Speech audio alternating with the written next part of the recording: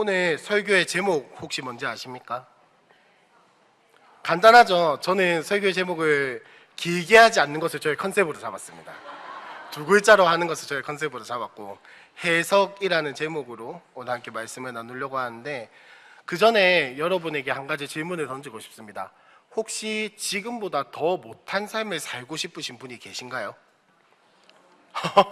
지금보다 더 좁은 집으로 이사 가고 싶다 하시는 분, 너무 넓어서 너무 넓은 거 별로예요.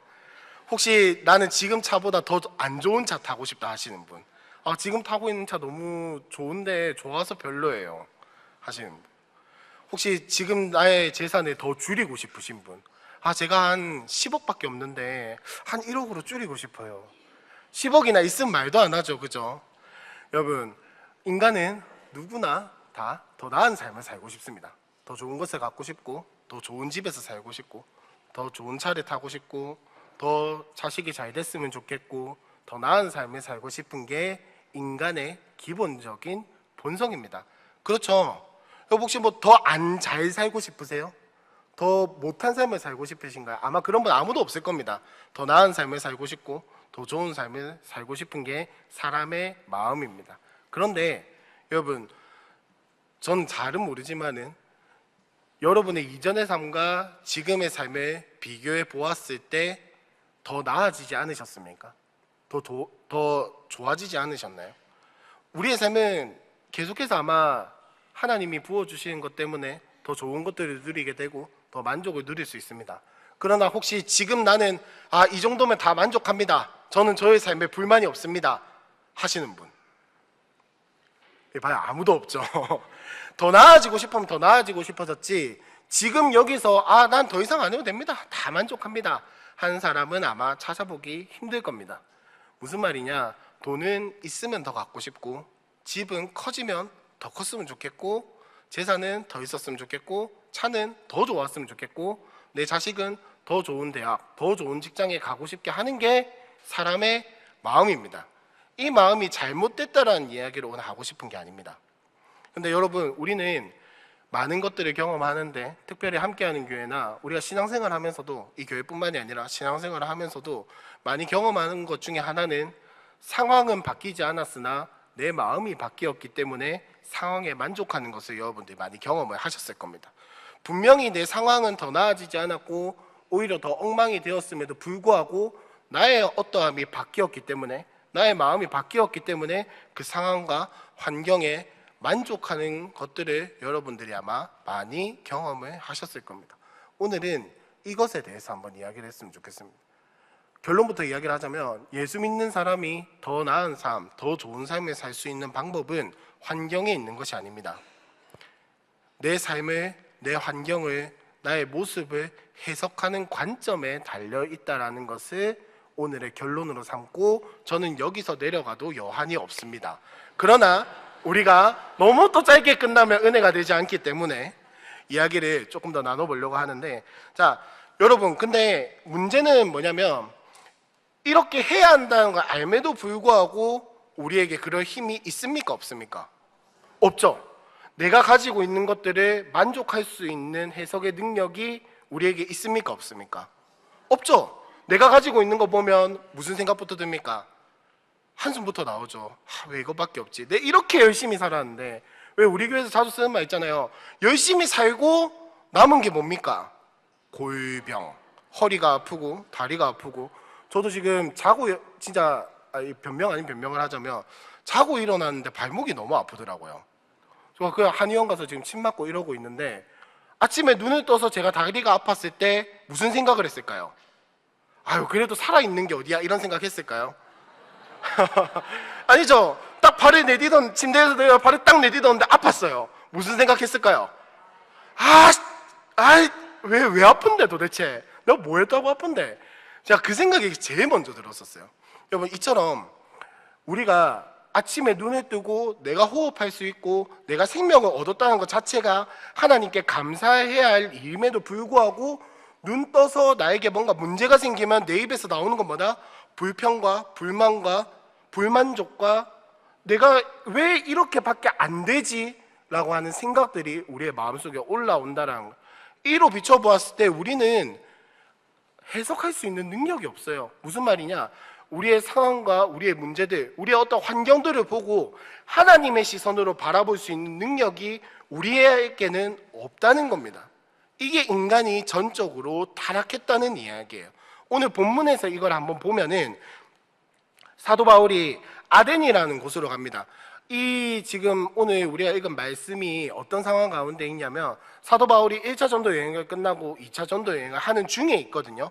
그러다가 앞에 아덴에 오기 전에 어디에 있었냐면 베레아라는 곳에 있었습니다. 근데 여러분 잘 아시겠지만 사도 바울의 선교 여행은 절대 평안한 선교 여행이 아니었어요. 절대 평안한 선교 여행이 아니었고 어디를 가든지 쫓겨다니거나 도망치거나 이렇게 구해져 나오는 그런 삶을 살았단 말이에요. 베레아에서 아덴에 올 때도 마찬가지였습니다. 그런데 바울이 아덴으로 가려고 간 게 아니라 자기와 함께 동역하는 사람들을 기다리다 보니까 아덴에 있는 사람들을 보게 된 거예요. 거기서도 쉬지 않고 복음을 전하는 중에 아덴이라는, 지금으로 치면 아테네죠. 이 아테네라는 곳을 보니까 여러분 그리스 아테네에 뭐가 있습니까? 여러분들이 아시는 거. 그리스 하면 일단 저는 레몬이 가장 먼저 떠오르는데요. 그리스 아테네에 보면 뭐가 있냐? 신전이라든지 이런 것들이 굉장히 많거든요.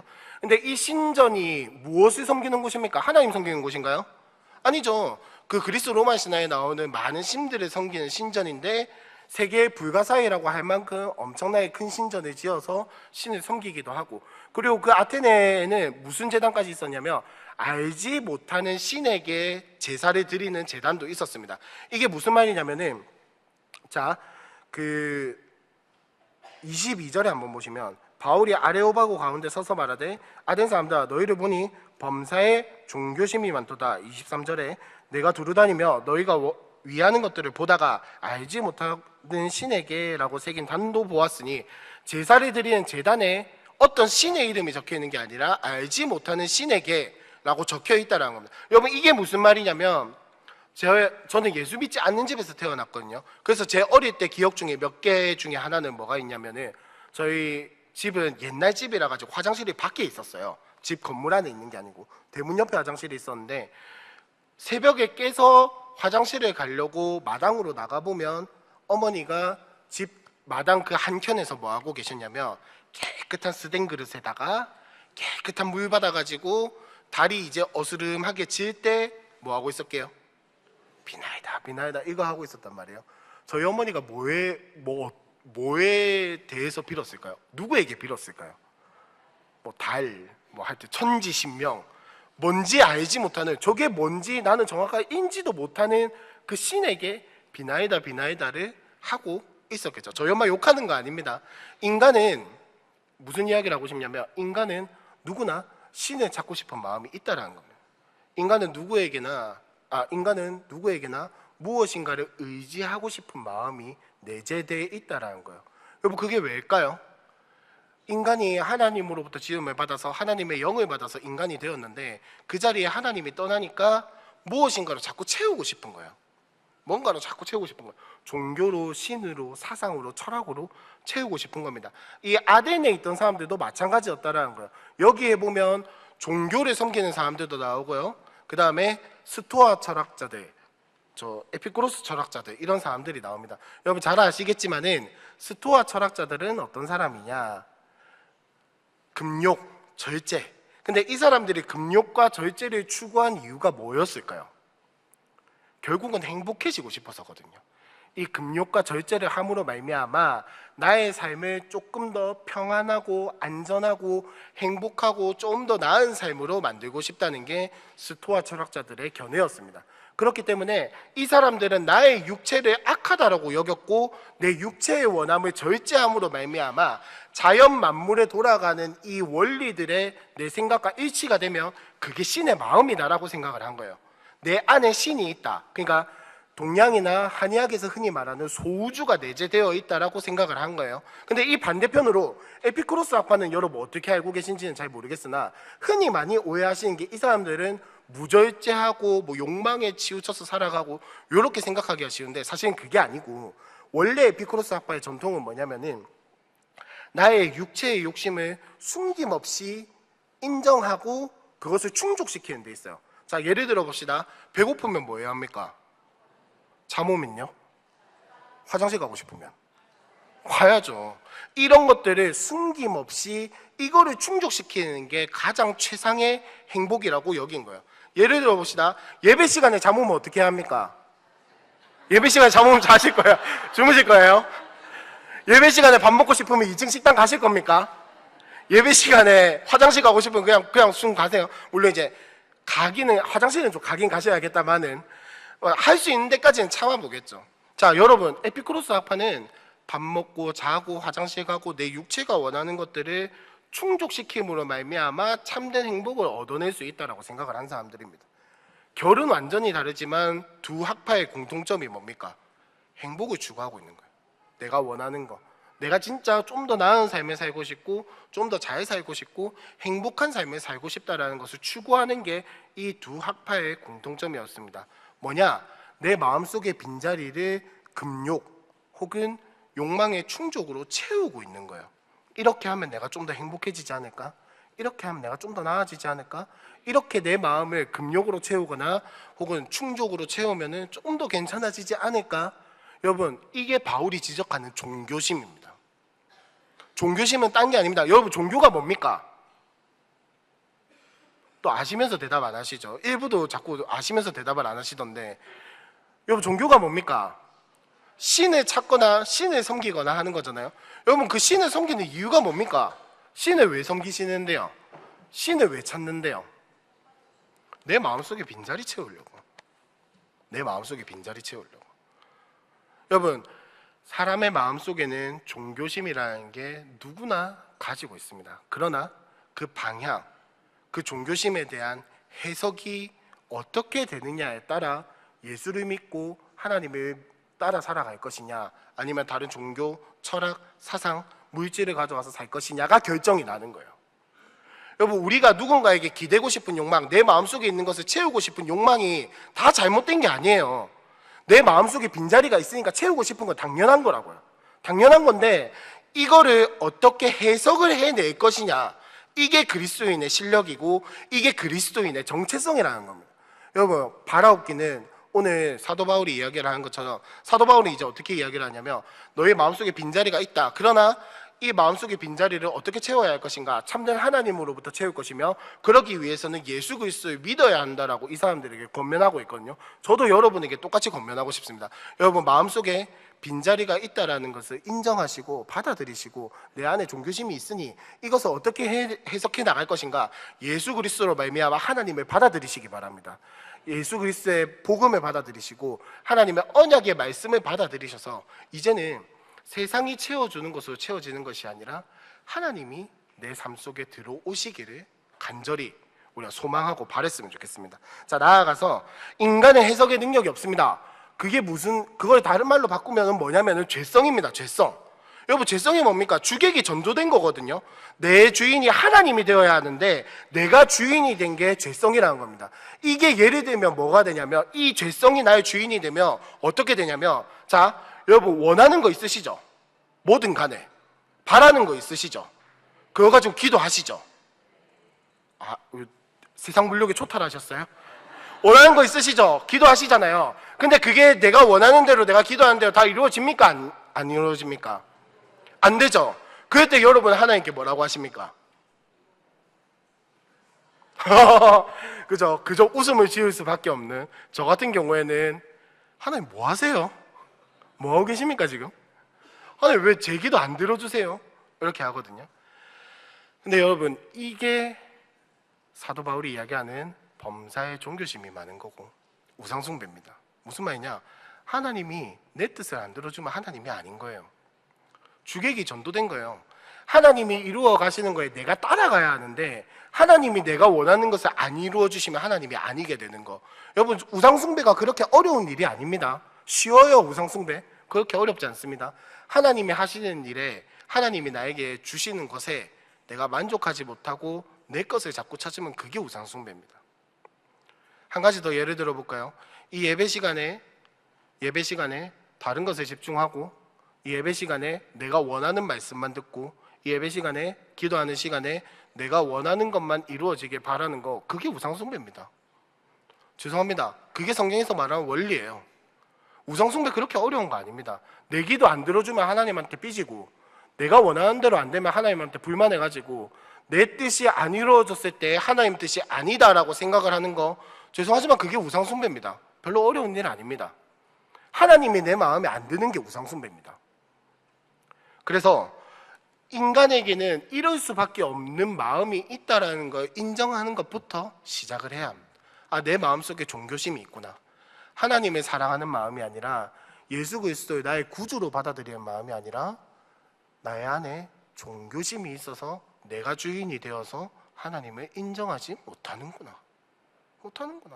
그래서 사도 바울이 이 사람, 물론 우상숭배 때문에 화가 많이 났지만 그거를 알고 이 사람들에게 이야기를 해주는 거야. 그래, 너희가 종교심이 많은 건 알겠다. 그러나 너희 종교심의 방향성이 어디로 가야 하냐? 하나님께로 가야 한다는 겁니다. 근데 뭐 제가 다 설명을 할 수는 없지만은 에피쿠로스 학파도 그렇고 스토아 학파도 그렇고 이 사람들은 신에 대한 인식이 있었는데 어떻게 생각을 하냐면 신이 멀리 떨어져서 이 세상을 방관하고 있다고 여기거나 혹은 신은 우리 안에 있기 때문에 우리 안에 있는 신을 찾아야 한다라고 그렇게 해석을 하고 생각을 했거든요. 그러니까 신에 대한 인식이 완전히 틀어진 거예요. 하나님을 찾고 싶은, 그러니까 신을 찾고 싶은 마음은 있었으나 신을 어디서 어떻게 누구를 찾아야 하는지를 모르니까 스토아 학파가 되고 에피쿠로스 학파가 되고 알지 못하는 신까지 섬기게 되는 겁니다. 그런데 사도 바울은 정확하게 이야기를 하고 있습니다. 오늘 말씀을 한번 보면 24절에 한번 보시면 창조주 하나님을 선포하고 있죠. 25절을 한번 봅시다. 무엇이 부족한 하나님이 아니라 그 자체로 완전하신 하나님에 대해서 이야기를 하고 있죠. 26절에 보시면은 인간을 내버려 두시는 것이 아니라 분명한 목적과 계획을 가지고 이 세상의 인류에게 간섭하시는 하나님에 대해서 이야기를 하고 있습니다. 그 다음에 27절에 보시면은 사람을 미워하시고 싫어하시고 언제든지 갈아엎으시는 하나님이 아니라 하나님을 알게 하시고 찾게 하신 사랑의 하나님에 대해서 이야기를 하고 있어요. 자, 여러분, 이런 모든 생각들이 이 사람들에게는 잘못된 방향으로 흘러갔다라는 겁니다. 철학자들, 종교심을 가진 사람들, 이 모든 사람들이 이렇게 하나님을 찾는 마음은 있었으나 이런 방향들이 완전히 틀어졌기 때문에 너희가 찾아야 할 신이 누구인가, 너희가 가져야 할 종교심의 방향이 어디인가를 사도 바울이 명확하게 알려주고 있는 겁니다. 그러면 이 해석을 할 수 있는 방법이 무엇이냐? 사도 바울이 설교의 결론에서 이야기를 하고 있는데 뭐냐? 하나님이 보내주신 예수 그리스도를 믿으면 된다라고 이야기를 하고 있어요. 이 종교심이 많은 하나님을 공부하거나 학습하거나 이렇게 해서 알게 되는 것이 아니라 예수를 믿으면 우리의 삶의 주인이 바뀌어서 해석하는 방법이 바뀌게 되고 이 종교심을 엄한 데 푸는 것이 아니라 하나님으로 들고 나아갈 수 있다는 것을 이야기를 하고 있어요. 자, 이게 무슨 말이냐? 쉽게 말해서 이겁니다. 여러분, 예수를 믿으면 하나님이 천지의 창조주라는 거 받아들여지시죠? 예수님이 나의 구주라는 거 받아들여지시죠? 예수님이 부활하셨다는 거 믿으십니까? 이게 너무나도 자연스럽게 받아들여지거든요. 근데 오늘 전세대 통합 예배 끝나고 여러분 일정 다 끝나고 있잖아요. 안 믿는 사람한테, 믿지 않는 교회 안 다니는 사람한테 가가지고 야, 네 하나님 천지에 창조주신 거 믿나? 물어보세요. 무슨 답변이 나오는지. 여러분들이 아시는 과학에 이렇게 관련된 사람들에게 야, 진화론은 틀렸고 하나님이 천지에 창조하셨디 라고 가서 한번 물어보세요. 그 말을 받아들이는지. 받아들일까요? 아무도 안 받아들일걸요. 여러분, 이게 은혜라는 겁니다. 내가 뭔가 공부한 것도 아니고, 여러분 혹시 예수 믿기 전에 성경 한 100독 하셨어요? 100독 하신 분? 했으면 제가 또 할 말이 없는데, 예수 믿기 전에 한 성경 100독 하고 난 예수를 믿었다. 아무도 없죠. 하나님이 누구신지 공부하고 예수 믿었다. 아마 없을 겁니다. 하나님에 대해서 완전히 이해하고 내가 예수를 믿었다. 없을 겁니다. 창조가 과학적이라고 해서 내가 예수를 믿게 되었다? 아마 없을 겁니다. 예수를 믿었기 때문에 창조가 믿어지는 거고, 예수를 믿었기 때문에 천지의 창조주가 믿어지는 거고, 예수를 믿었기 때문에 십자가가 나의 삶의 전부라고 고백할 수 있게 되는 겁니다. 무슨 말이냐? 나에게는 아무 능력이 없어요. 인간에게는 아무런 능력, 해석할 수 있는 능력도 없고, 이 종교심을 내 마음속에 있는 하나님을 본능적으로 찾게 되는 이 마음을 해석해낼 수 있는 능력이 아무것도 없다라는 겁니다. 그러나 우리는 예수를 믿었기 때문에 이것이 가능해진 줄로 믿습니다. 우리가 예수를 믿었기 때문에 하나님을 찾을 수 있는 줄로 믿습니다. 우리가 예수를 믿었기 때문에 성령 하나님이 우리와 함께 계시고 나의 삶을 해석할 수 있는 능력을 주시는 거예요. 그래서 사도 바울이 예수를 믿으라고 권면을 하고 있는 겁니다. 30절 다 같이 한번 읽어볼까요? 시작.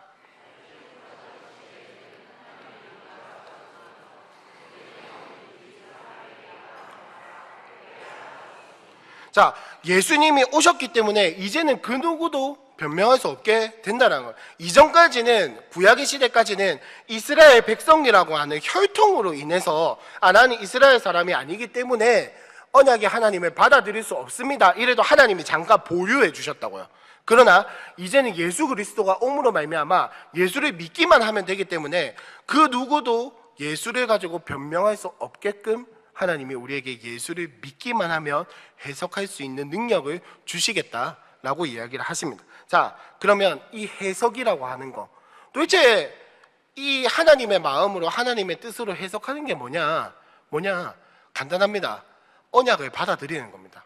이 말씀이 나의 말씀이구나. 사도 바울의 설교를 다시 한 번 더 예를 들어서 이야기를 하면, 하나님이 천지의 창조주이시고 사랑의 하나님이시고 지금도 나를 간섭하고 계시고, 이거를 내 삶으로 받아들이는 거예요. 내 삶으로.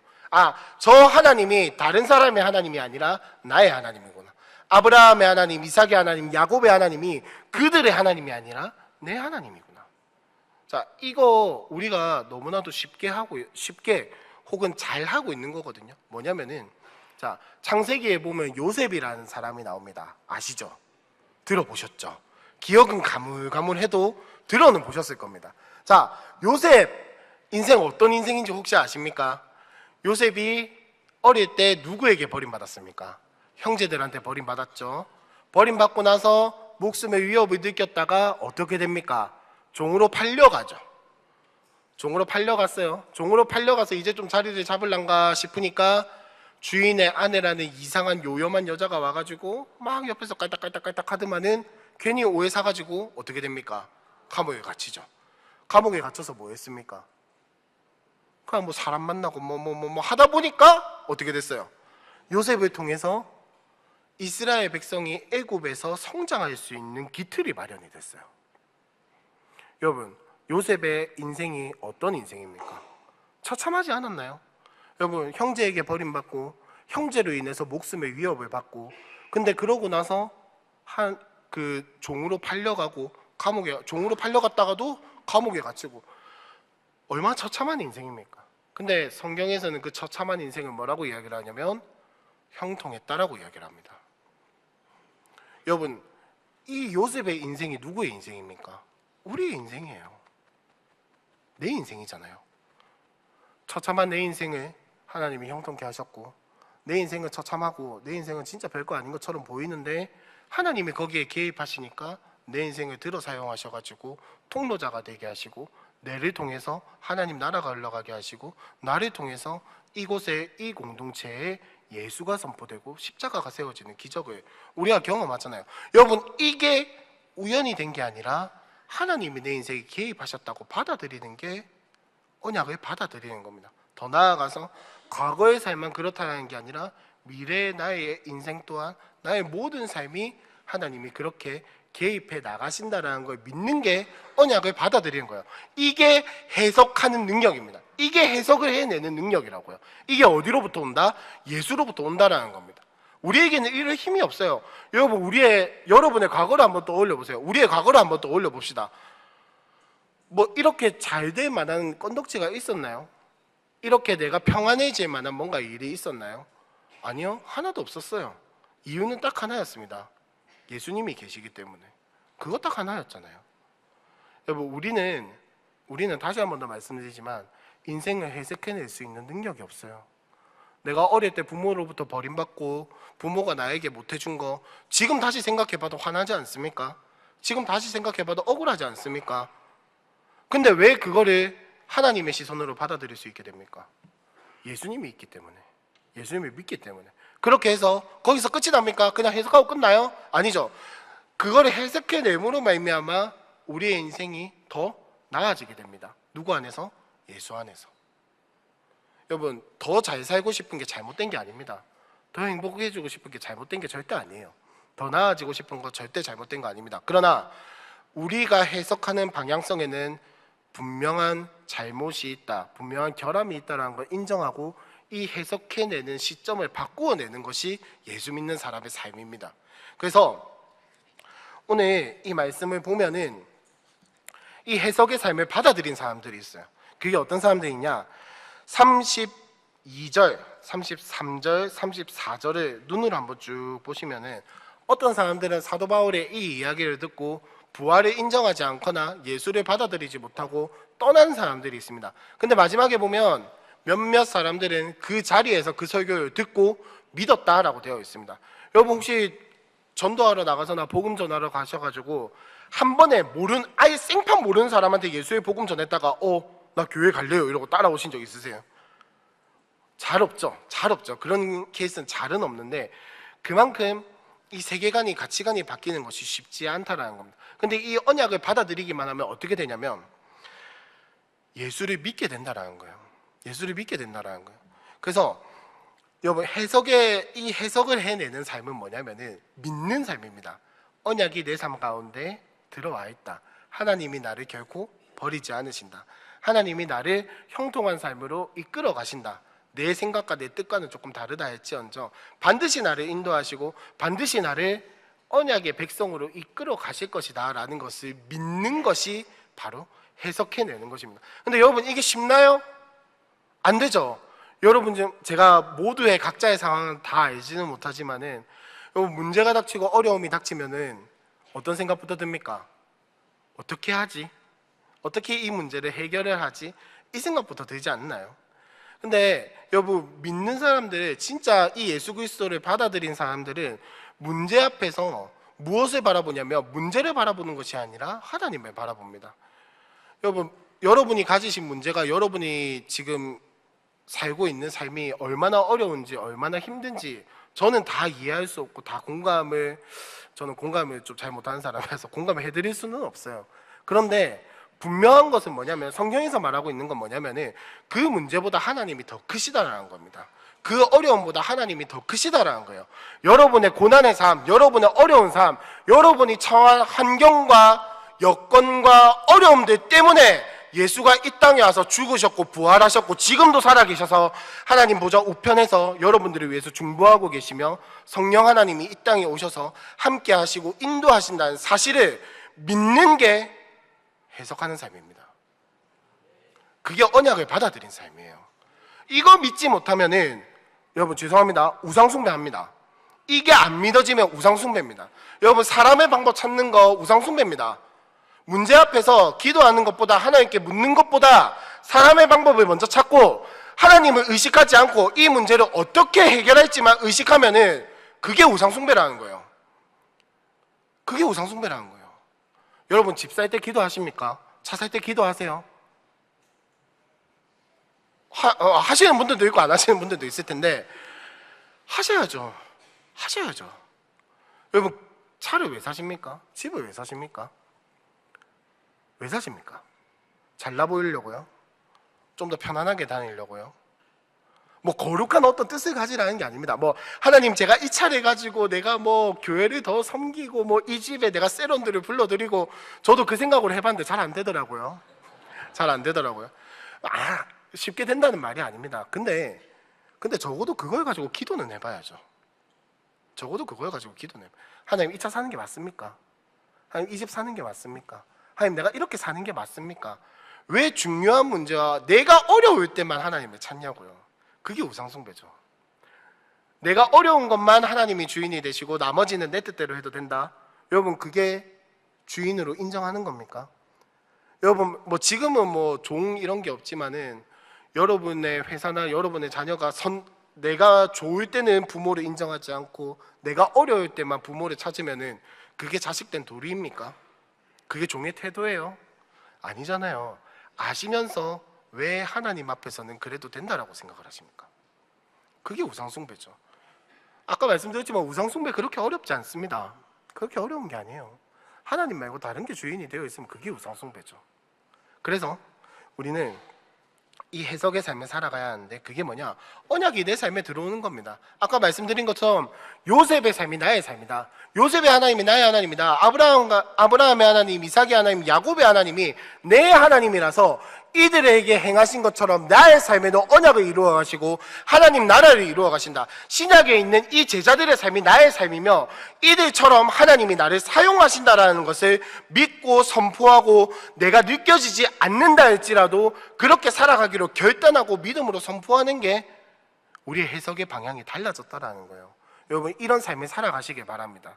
문제 앞에서, 어려움 앞에서, 혹은 내가 살아갈 그 인생의 갈림길 앞에서 내가 주인이 되어서 내 뜻대로 살아가는 것이 아니라 인간의 방법을 찾고 내 생각의 방법을 찾는 것이 아니라 하나님께 의지하고 의탁하고 기도로서 나아가고 그 문제를 하나님께 올려드리면서 내가 선택한다 하더라도 하나님 이 걸음을 인도해 주십시오 라고 의지하고 나아가는 그 삶을 살아가시길 바랍니다. 여러분, 이게 무조건 뭐 기도하고 음성 듣는 대로 선택, 이 이야기 아니에요. 여러분의 선택이 다 잘못됐다라는 이야기가 아니에요. 여러분, 생각을 한번 해보십시오. 요셉의 이야기를 다시 한번 더 생각을 해봅시다. 요셉이 종으로 팔려나가고 감옥에 갇혔을 때 그 사람들과 이야기하고 그 주인이 섬기기로 선택하고 이런 결단하고 하는 것들이 누구의 선택이었을까요? 하나님께서 요셉에게 마음을 주셔서 한 선택이거든요. 요셉이 선택을 한 거라고요.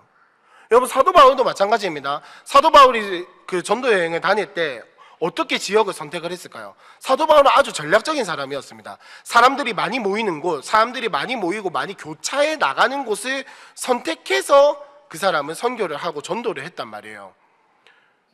무슨 말이냐면 우리의 계획과 우리의 생각과 판단이 다 잘못됐다는 이야기를 하는 게 아닙니다. 여러분들이 좀 더 넓은 집, 좋은 차를 사시고 거기서 사시는 게 다 잘못됐다라는 이야기를 하는 게 아니에요. 할 수 있으면 그렇게 하는 것도 좋죠. 그러나 중요한 것은 뭐냐면은 이것을 내가 주인이 되어서 선택하였는가, 이것을 내가 하나님 앞에 드릴 수 있는가, 내가 이렇게 하고 싶다 하더라도 이것이 꺾였을 때 나는 거기에 순종하고 순복하고 나아갈 수 있는가, 내 뜻과 내 생각과 다르게 일들이 펼쳐지고 내가 좋은 차를 살려고 했으나 빚을 지게 되고 내가 좀 더 좋은 집에 살려고 했으나 그것이 취소가 되고 내 자식이 좀 더 잘 됐으면 좋겠으나 대학에 실패하고 내 재산이 좀 더 불어났으면 좋겠으나 그것이 꺾이고 모든 것이 내 마음대로 안 된다 할지라도 그것을 하나의 마음으로 받아들이고 인정하고 살아갈 수 있는 삶. 여러분, 요셉이 어떤 생각을 했을까요? 감옥을 돌아다니고 종의 신분으로 살아가면서 무슨 생각을 했을까요? 여러분, 사도 바울이 소아시아로 가기를 원했으나 성령이 그걸 막으시고 마게도니아로 갈 때 무슨 생각을 했겠습니까? 아씨, 하나님 짜증나네, 이따구밖에 못하나, 이렇게 했을까요? 아니죠. 여러분, 여러분들 다 잘 아시는 겁니다. 여러분들 머릿속에 이미 있는 거라고요. 그때 사도 바울과 요셉이 뭐라고 생각을 했을까요? 그럼에도 불구하고 하나님이 선하신 줄로 믿습니다. 그럼에도 불구하고 내 판단과 내 생각과 내 원함이 꺾였다 할지라도 하나님의 선하심이 나를 인도할 줄로 믿습니다. 하나님, 내가 바라보는 내 삶은 망한 것 같지만 하나님이 내 삶을 해석하시는 방법은 다를 줄로 믿습니다. 여러분, 이게 언약 백성의 삶이고 해석의 틀이 달라진 것이고 우리의 관점이 바뀌게 되는 것이고, 중요한 것은 우리의 삶의 주인이 바뀌었을 때 이것이 가능하다라는. 마지막으로 삶의 주객이 바뀌어야 합니다. 내 삶의 주인이 바뀌어야 돼요. 내 삶의 주인이 바뀌고 계획이 바뀌어서 나의 삶을 다르게 볼 수 있는 실력과 하나님의 마음을 키워나가야 합니다. 여러분, 이렇게 우리가 마음속으로 결단하고 기도하고 한다고 해서 한순간에 바뀔까요? 안 바뀔까요? 곧 죽어도 안 바뀌더라고요. 왜 그런 말 있잖아요. 사람이 갑자기 바뀌면 뭐가 됐다? 죽을 때가 다 됐다. 사람은 그렇게 쉽게 바뀌지 않습니다. 정말 특별한 하나님의 은혜가 있다면 180도 바뀔 수는 있겠으나 사람은 그렇게 쉽게 바뀌는 게 아닙니다. 그건 하나님의 방법이 아니에요. 그래서 그렇기 때문에 우리는 이거를 그냥 믿음으로 받아들이는 것도 필요하지만 끊임없이 연습을 해 나가야 돼요. 내 문제, 내 어려움, 내 상황, 이런 것들, 그 문제에 갇히고 어려움에 갇혀가지고 어떡하지를 바라보는 것이 아니라 하나님이 이것을 어떻게 열어갈 것인가. 내 삶에 어려움이 닥치고 내 삶에 문제가 닥치고 나에게 도저히 해결할 수 없는 어떤 문제가 왔을 때 하나님, 이것을 통해서 하나님은 무엇을 하길 원하십니까? 이 문제 어떡하지? 이 문제 때문에 걱정되는 게 너무 많은데 이걸 어떻게 해야지? 어떻게 내가 이걸 감당해내지? 여러분, 전쟁은 누구에게 속해 있습니까? 그럼 누가 책임지신단 말이에요? 이렇게 대답은 잘하는데 막상 우리 삶에 전쟁이 오면 어떡합니까? 일단 전쟁을 어떻게 치르지? 나한테 군사는 얼마나 있지? 나에게 병거는 얼마나 있지? 창은 얼마나 배려졌지? 마른 컨디션이 얼마나 괜찮지? 이런 거 재고 따지고 판단하지 않으십니까? 물론 냉정하게 그런 것들을 파악하고 있는 것도 필요합니다. 그러나 책임지시는 건 하나님이시기 때문에, 전쟁은 하나님이 여호와가 주관하시기 때문에 그것과 상관없이 우리는 믿음으로 나아가면 되는 거예요. 여러분, 이스라엘 백성들이 여호수아와 함께 가나안 정복 전쟁할 때 그들이 이길 만한 건덕지가 뭐가 있었습니까? 예를 하나 들어봅시다. 여리고 성벽 무너질 때 그들이 무슨 계산으로 미쳤다고 13바퀴를 돌아요. 거기를 일주일 동안 하루에 한 바퀴 돌고 마지막 되는 날 7바퀴 돈다고 뭐가 달라집니까? 그거 계산 안 될까요? 계산되죠. 왜 계산이 안 됩니까? 걱정될 게 많겠죠. 그 돌고 있으면 얘네들이 갑자기 뛰어나와서 우리를 때리면 어떡하지? 갑자기 뭔가 저 위에서 화살 같은 게 날라오면 어떡하지? 이런 계산 안 했을까요? 분명히 했을 거란 말이에요. 그러나 그 계산에 의존하는 게 아니라 하나님을 의존했기 때문에 말씀을 순종하고 나아갔다는 겁니다. 여러분, 전쟁은 여호와께 속해 있습니다. 우리의 삶은 하나님께 속해 있다고요. 전쟁 같은 여러분의 삶이 펼쳐져 있다 할지라도 그 삶을 책임지시는 건 누구냐? 하나님이 책임지신다는 겁니다. 그걸 볼 수 있는 눈은 예수님으로부터 밖에 안 나와요. 그렇기 때문에 우리가 예수를 믿고 예수를 의지하고 하나님께 맡겨드려야죠. 여러분, 계산이 저는 조금 그래도 빠르다고 하는 사람이거든요. 근데 어쩌다 보니까 제가 이 교회 행정을 하게 돼가지고 뭐 이것저것을 하다 보니 계산기를 아무리 때려봐도 안 될 것 같은 것들이 죄송하지만 한두 가지가 아니었어요. 아시잖아요, 우리 교회 어떻게 굴러가는지. 계산기를 아무리 두들겨봐도 이건 안 된다 싶은 것들이 한두 가지가 아니었습니다. 그러나 그때마다 내 생각을 꺾으시고 열어가시는 하나님을 보면, 그래, 뭐 내 머리가 뭐 잘났다고 그렇게 계산기를 두들겼노, 이 생각 참 많이 하거든요. 여러분, 우리의 삶도 마찬가지일 줄로 믿습니다. 우리의 삶에 아무리 큰 어려움이 있고 아무리 큰 문제가 있다 할지라도 하나님은 그거보다 더 크세요. 하나님은 그거보다 더 크시다고. 전쟁은 하나님이 하시는 일이지 우리가 하는 일이 아닙니다. 우리는 그저 책임지시는 하나님께 주권을 맡겨드리고 순종하는 것 외에는 할 게 없다라는 겁니다. 자, 우리 마지막으로 여러분, 해석의 틀이 달라지시길 바랍니다. 해석의 틀이 달라지시길 바랍니다. 그러기 위해서 묵상을 해야 하고, 그러기 위해서 기도해야 하고, 그러기 위해서 예배를 절대 놓치면 안 됩니다.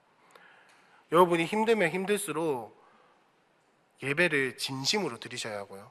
여러분이 어려운 문제에 부딪히면 부딪힐수록 기도하셔야 합니다. 그러나 중요한 것은 뭐냐면은 내 뜻이 이루어지기를 기도하고, 내 뜻이 이루어지기를 예배하고, 내 뜻이 이루어지기를 묵상하고, 내가 원하는 것만 찾고 내가 원하는 것만 하나님 주세요 라고 하는 것이 아니라, 하나님, 내 뜻은 이러하나 내 뜻이 꺾이더라도 순종하겠습니다. 하나님, 내 뜻이 이러하나 내 생각대로 안 된다 할지라도 하나님 말씀 받아들이겠습니다.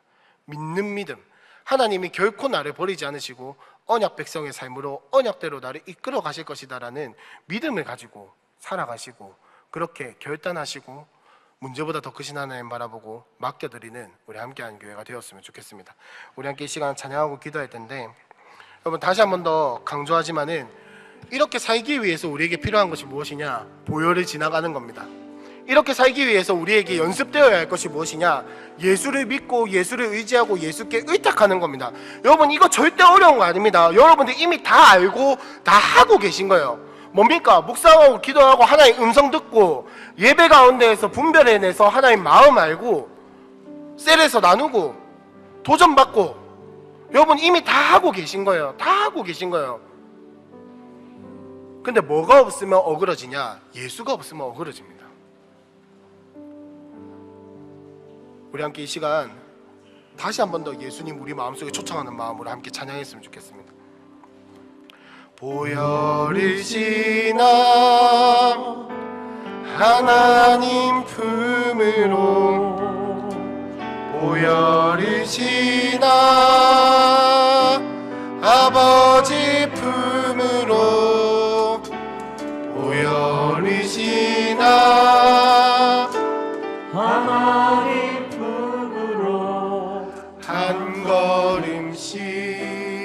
나가네. 보혈이시나 보혈이시나 하나님 품으로 보혈이시나 아버지 품으로 보혈이시나 하나님 품으로 한 걸음씩 한 번 더 찬양합시다. 보혈이시나 보혈이시나 하나님 품으로 보혈이시나 아버지 품으로 보혈이시나 하나님 품으로 한 걸음씩 나가. 우리 함께 선포합시다. 존귀한 주의 보혈이 주 보혈이 내 영을 새롭게 하시네. 존귀한 주 보혈이 내 영을 새롭게 존귀한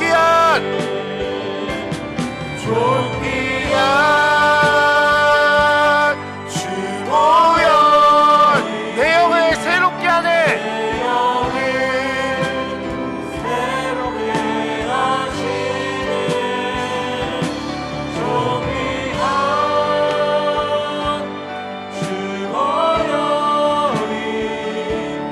내 영을 새롭게. 우리 처음부터 한 번 더 찬양합시다. 보혈이시나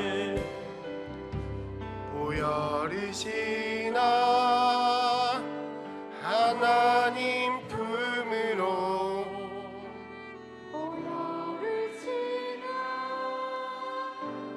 아버지 품으로. 여러분 지금 예수님을 초청하십시오. 여러분의 마음속에, 여러분의 생각 속에, 여러분의 문제 속에, 여러분의 어려움 속에, 여러분의 삶 속에 예수님을 초청하십시오. 한 번만 더 찬양합시다. 보혈이시나 보혈이시나 하나님 품으로 보혈이시나 아버지 품으로 보혈이시나 하나님 품. 한 걸음씩 한 걸음씩 나가. 존귀한 주 보혈이 주 보혈이 내 영을 새롭게 하시네. 새롭게 하시네. 존귀한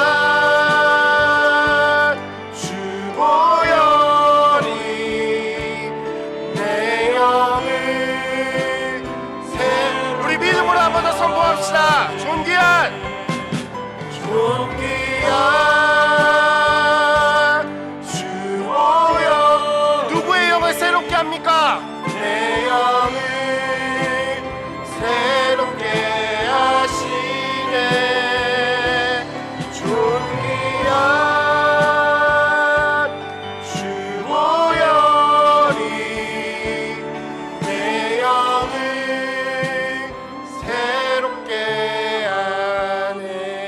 우리 함께 이 시간 한번 기도했으면 좋겠습니다. 하나님, 내 삶의 주인이 다시 한번 더 바뀌기 원합니다. 하나님, 내 어려움, 내 문제, 내 생각, 내 판단 다 하나님께 맡겨드립니다. 주님, 이제는 내가 주인이 되어서 살아가는 것이 아니라 예수가 주인이 되기 원합니다. 이제는 모든 것을 예수의 보혈을 지나 하나님 품으로 나아가기 원합니다. 이제는 내가 내 뜻을, 사람을 혹은 내 힘을 의지하는 것이 아니라 존귀한 주의 보혈이 나의 영을 새롭게 하는 것을 경험하기 원합니다. 주님, 믿음으로 반응하게 하여 주시옵소서. 나의 삶에 언약을 선포하게 하여 주시옵소서. 묵상과 기도와 말씀으로 하나님을 찾는 그 마음으로 내 삶에 예수를 선포하게 하여 주시옵소서. 우리 함께 주여 한번 간절히 부르짖고 기도하겠습니다. 주여!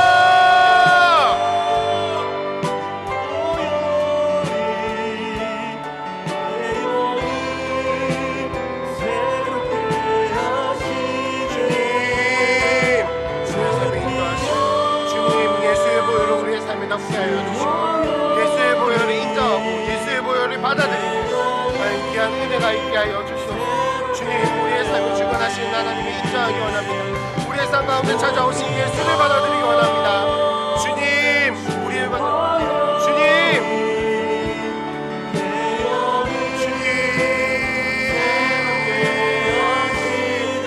우리의 영을 새롭게 하여 주시고 우리의 마음을 새롭게 하여 주시고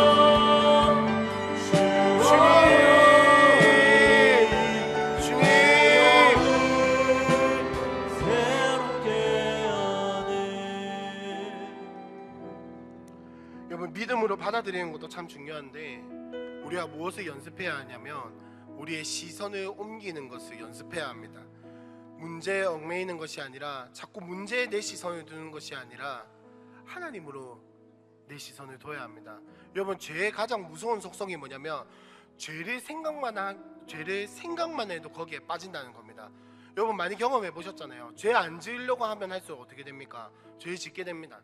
죄를 안 짓는 가장 좋은 방법은 뭐냐면 거기서 떠나서 하나님 품으로 들어가는 게 가장 좋은 겁니다. 여러분, 우리의 시선도 마찬가지입니다. 문제에 자꾸 시선을 두고 어려움에 자꾸 시선을 두면 그 문제가 묵상이 되고 어려움이 묵상이 됩니다. 그럴 때 우리가 어떻게 해야 하냐? 우리의 시선을 돌려서 하나님을 바라보고 그 살아계신 하나님께서, 전능하신 하나님께서 우리의 삶에, 나의 삶에 하나하나 만져나가시고 개입해 나가시고 새롭게 하시는 것을 봐야 합니다. 여러분, 우리 이 마음 가지고 함께 찬양했으면 좋겠습니다.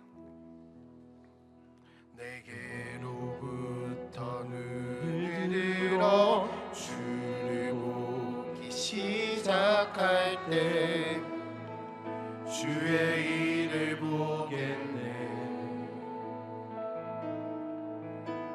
내 작은 마음 돌이키사 하늘에 꾸게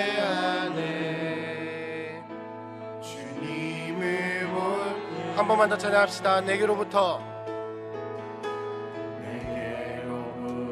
눈을 들어 주를 보기 시작할 때 무엇을 봅니까?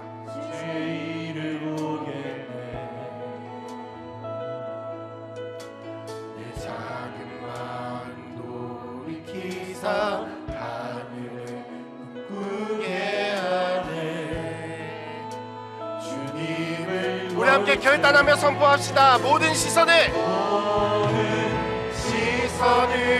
주님께 드리고 살아계신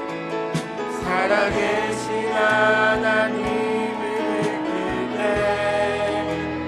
내 삶은 주의 역사가 되고 하나님이 일하시는 성령이 나를 변화시켜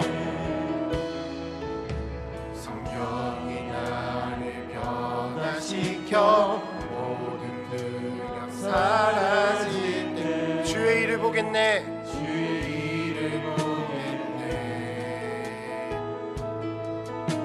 황폐한 땅 가운데서 주의 마음 알게 되리. 우리 한 번만 더 찬양합시다. 성령이 나를 변화시켜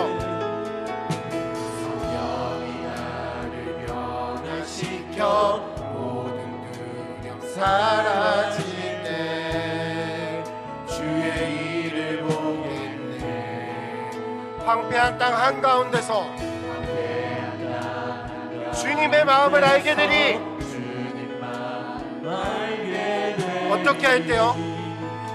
주님을 볼 때 모든 시선을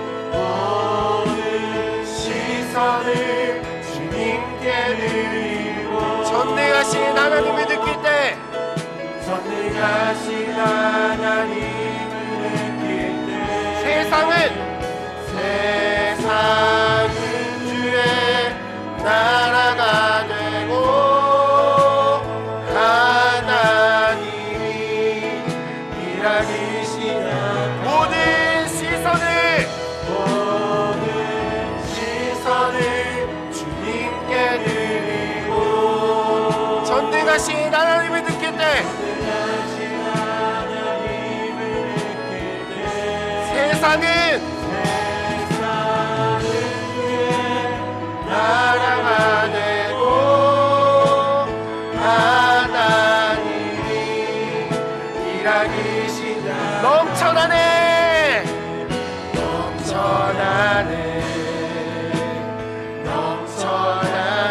주를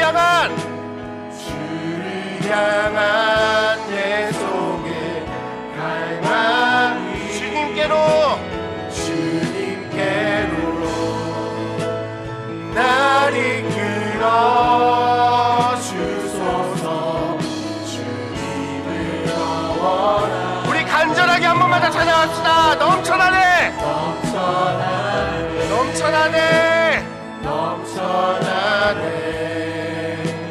주를 향한 내 속에 갈망이 주님께로 날 이끌어 주소서 주님을 우리 더 간절하게 찾아갑시다. 더 간절하게 넘쳐나네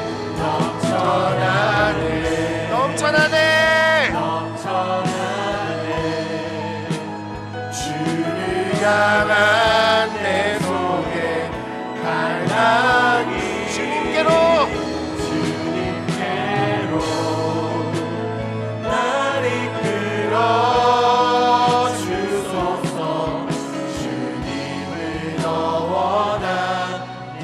원하니라 넘쳐나네